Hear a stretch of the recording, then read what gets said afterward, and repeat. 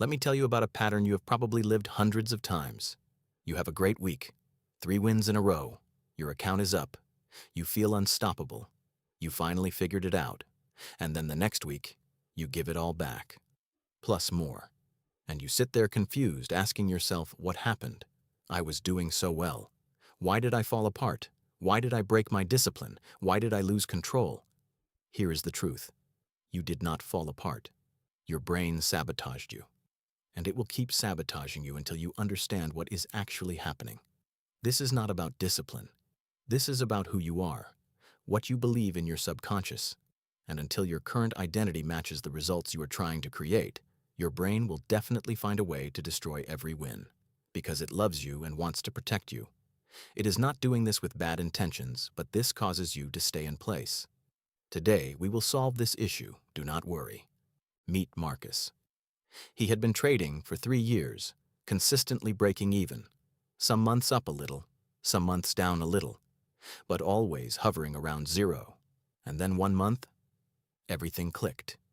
He followed his rules perfectly, took clean setups, managed risk well. He executed everything ideally, and by the end of the month, he was up $3,000. His first real profitable month. He was ecstatic. He thought he finally made it. He thought nothing would be the same as before after this. But the next week, something shifted. He started taking trades that were not quite ready. Suddenly, he was out of control again. He increased his risk from 1% to 3%. He held losers longer than he should have. And by the end of that month, he was down $1,200. He gave back the $3,000 and lost more on top. And he could not understand why. He thought it was a discipline problem. But it was not. His brain was pulling him back to the person he believed he was, because it wanted to protect him and keep him alive, a break-even trader. And when he made $3,000, his brain kicked in and said, "This is not you. This is too much." And it sabotaged him to return to normal, back to zero, because that is where Marcus believed he belonged. But why? Where and when had this belief settled? Where had Marcus unknowingly drawn his destiny? All of these were not random things after all. Sabotage mechanism 1, the identity ceiling. Your brain has a story about who you are. We all have one. Psychologists call it your self-concept, and your brain is loyal to that story. That story is almost your security point. It is where you return no matter what. It is where you want to be compatible when making all your decisions. If your story is, "I am someone who makes $50,000 a year," and suddenly you start making $80,000, your brain will panic, because this does not match the narrative. And this creates contradiction. This contradiction creates discomfort, creates unease, and the brain hates narrative mismatches. So it will find ways to bring you back, even if you do not want it to. In trading, this shows up as self-sabotage after wins. You make $5,000 in a week. Your brain says you are not a $5,000 per week trader. This is not your normal state. This is dangerous. You are a break-even trader. And it starts whispering, "Take that risky setup. You can afford it." It finds ways to manipulate you. Skip your rules just this once. And you listen. Because the whisper feels like confidence, but it is not confidence. It is your brain trying to correct the narrative, trying to bring you back to who you think you are. It does this for your own good. But if we can transform the narrative the way we want, that is when something happens. Our brain pushes us forward even if we want to pull ourselves back. We will change this narrative today, do not worry. But first we must understand it better and be aware of what we are up against. Here is what most traders do not realize. You have an identity ceiling. There is a psychological limit to how much success you can handle before your brain sabotages you back down. And that ceiling is not set by your strategy, it is set by your self-concept. Marcus believed he was a break-even trader, so every time he went above break-even, his brain found a way to bring him back. Not consciously. He did not wake up and decide to lose money, but unconsciously his actions changed. His risk tolerance shifted, his patience disappeared, and the result was always the same. Back to zero. Because zero was his identity. Zero was safe, comfortable, did not require extra effort. Extra effort meant energy loss. And your brain will always drag you back to your identity, no matter how good your strategy is. Do not blame it for this. When we code it correctly and change the story, we will be cooperating with it, and it will not only make our job easier, but our brain will find ways to push us further. Sabotage mechanism 2, the dopamine spike that kills logic. Here is what happens in your brain when you have a big win, a massive dopamine release. Dopamine is the reward chemical, and when you win big, your brain floods with it. It feels incredible. You feel like a genius, like you cracked the code. But here is what you do not feel. Your prefrontal cortex shutting down. The prefrontal cortex is the part of your brain responsible for impulse control, rational thinking, and long-term planning. And dopamine overrides it. When dopamine spikes, logic goes offline. And what comes online? Recklessness, overconfidence, impulsivity. You stop seeing risk clearly, you start believing you are invincible, and that belief destroys you. Never feel invincible. This will sabotage you every time and cause you to give back your profits. This is inevitable. Meet Elena, conservative trader, always risked 1% per trade, disciplined, patient. And then one day, she caught a trade that went way beyond her target. Instead of her usual $50 win, she made $800. An anomaly, a lucky break. But her brain did not process it as luck. It processed it as proof. Proof that she was better than she thought. The dopamine flooded her system, and the next day she did something she had never done. She risked 3% on a trade, not 1%, 3%, because she felt unstoppable. I thought I could do this. She almost believed she deserved to break her discipline. The trade failed. She lost $4,000, more than she had made all month, and she sat there staring at the screen asking, "How did I do that? I never risk 3%. But she did, because the dopamine from the big win shut down her logic. And without logic, discipline disappears. This is why the day after a huge win is the most dangerous day. Your dopamine is still elevated, your prefrontal cortex is still suppressed, and you make decisions that the rational version of you would never make. You think you are riding momentum, but you are not. You are riding a chemical high, and chemical highs do not care about your rules. They care about chasing the feeling. And chasing the feeling in trading is how you blow up. So if you find yourself feeling invincible, stop and wait for these feelings to settle. When dopamine returns to normal threshold, continue. Sabotage mechanism 3. Profit equals permission to break rules. Here is a mental trap almost every trader falls into. The house money fallacy. You make $1,000. And suddenly, that $1,000 feels different from the money you started with. It feels like bonus money, like house money. And because it feels like bonus money, you treat it differently. You take risks with it that you would never take with your original capital. You tell yourself, I can afford to lose this because I just made it. And that logic destroys accounts, because there is no such thing as house money. Every dollar in your account is your money, whether you started with it or won it 5 minutes ago. But your brain does not see it that way.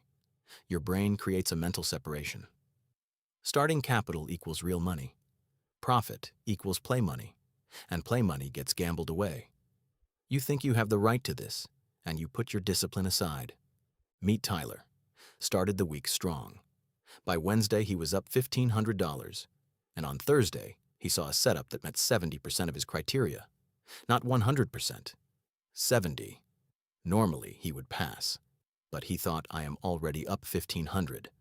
I have a buffer. I can take this one. So he took it, and it failed. Lost $600. Friday, same thing. Another marginal setup. Another it is okay, I still have buffer logic. By the end of the week, he had lost everything. He started the week up $1,500 and gave it all back. Because once he made profit, his brain gave him permission to break his rules. Profit became a license to be sloppy. And sloppy trading erases profit fast. Here is the brutal truth. The moment you think I can afford to lose this because I already made money today, you have already lost. With this approach, it is not possible for you to be disciplined and maintain this. This is an amateur mistake. Do not do this, because that thought is your brain sabotaging you. It is convincing you that some money matters less than other money, and the moment you believe that, discipline dies. You stop treating every dollar with the same respect, and when you stop respecting your capital, the market takes it. If you do not respect your capital, meaning yourself, the market will not respect you and will take everything from you. So respect your capital. Every dollar you have is valuable. Do not pretend it is so. Know it is so and act accordingly. Do not see your money as disposable casino chips. The fix. Identity rewiring. We have come to the solution part. One way or another, everyone finds a way to sabotage themselves. So how do you stop your brain from sabotaging every win? You rebuild your identity before the wins come. Most traders do it backwards. They think, I will believe I am profitable once I make consistent profit. But that is backwards. You have to believe you are profitable before the results show up. Because if you wait for the results to change your identity, your brain will sabotage the results to protect the old identity. You have to flip it. Change the identity first, and the results will follow without resistance. How? Here is how you do it. Step 1. Redefine your identity right now. Not I am trying to become a profitable trader. That identity is still tied to struggle. It is still tied to not being there yet. Instead, I am a profitable trader. The results have not caught up yet, but this is who I am. As long as I act correctly, this is inevitable. This is not fake confidence. This is not lying to yourself. This is deciding who you are independent of current results, because results lag identity. If you decide you are profitable today, your brain will start aligning your behavior to match that identity. And 6 months from now, the results will reflect it. But if you keep saying, I am trying to be profitable, your brain hears, you are not profitable yet, and it will keep you in that state. So stop trying. Start being. You are a profitable trader, so act like it, and never ever break your discipline no matter what. Do not even think about it. Because you are a profitable trader, and the results will catch up to you, do not worry. Step 2. The Profit Protection Protocol. After a big win, your brain is compromised. Dopamine is high, logic is low, and you cannot trust your decisions. So you need a rule that overrides your brain. Here it is. After any win that is double your average, you take the next day off. Not optional. Mandatory. You climbed emotionally to the peak and wait to come down. If you do not wait to come down, the market will bring you down there. Get away before the market does this and come back when you return to normal. If your average win is $300 and you make $600, you do not trade the next day. You let the dopamine settle. You let your prefrontal cortex come back online, and you protect yourself from the reckless version of you that shows up after big wins. And if taking a full day off is not possible, then this. After a big win, your next trade is smaller than normal. Not bigger, smaller. If you normally risk 1%, you risk 0.5%, because your brain wants to ride the high. It wants to increase size. It wants to chase the feeling. And the way you protect yourself is by doing the opposite. Shrink the risk. Force yourself to slow down. And let the chemistry return to baseline before you trade at full size again. Make this an inevitable rule. When you have really done this job correctly for a long time, you do not experience such dopamine peaks, and every profitable trade is the same in your eyes. How much it makes you does not matter that much. But if a big win still causes a big dopamine spike for you and makes you feel invincible, stop after taking that win. Take a break until you return to normal. Not optional. Mandatory. Step 3. Eliminate the house money fallacy. All money is your money. There is no such thing as profit you can afford to lose. Every dollar in your account is capital, and every dollar of capital deserves the same respect and protection. Here is the mental shift. When you make money, do not think I can afford to take a risk now. Think I just made money, which means I need to be even more careful. Start approaching it this way. Because profit is not a buffer. It is a responsibility. The market gave you money. You did your job and made money. And your job is to protect it, not gamble it away because it feels like a bonus. Winners treat profit like it is more valuable than starting capital because it is proof the system works, and proof is valuable. Losers treat profit like house money, and house money evaporates because that is its fate. But you are doing serious work, and you made that money because of things you built over years. Never ever give it back easily. Do not even think about it. Every dollar should have value. Never allow casino mentality. You are a trader, not a gambler. Let me show you what this looks like in practice. Meet Sophia. She used to follow the same pattern as everyone else. Good week. Feel confident. Break rules. Give it back, month after month. She thought this situation would fix itself over time, but it did not. Because there was no problem that would fix itself over time. There was an approach problem. She was chasing dopamine but thought she was chasing profit. Then she implemented the fix. She redefined her identity. Started saying, I am a profitable trader every morning. Not as affirmation, as decision. And when she made $2,000 in the first week of the month, her brain tried the old trick. It whispered, you are up 2,000. You can take that marginal setup. But this time, she caught it. She recognized the sabotage. And instead of taking the trade, she took 2 days off. Let the dopamine drop. Let logic return. Gave herself time to calm down.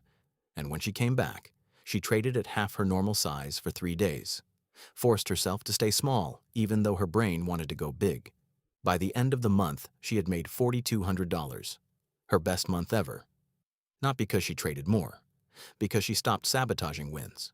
When you find ways to stop taking bad trades that will sabotage your profits, you take a big step toward being profitable. Because what erodes most of your profit is the shitty trades you should not take. You do this for various reasons.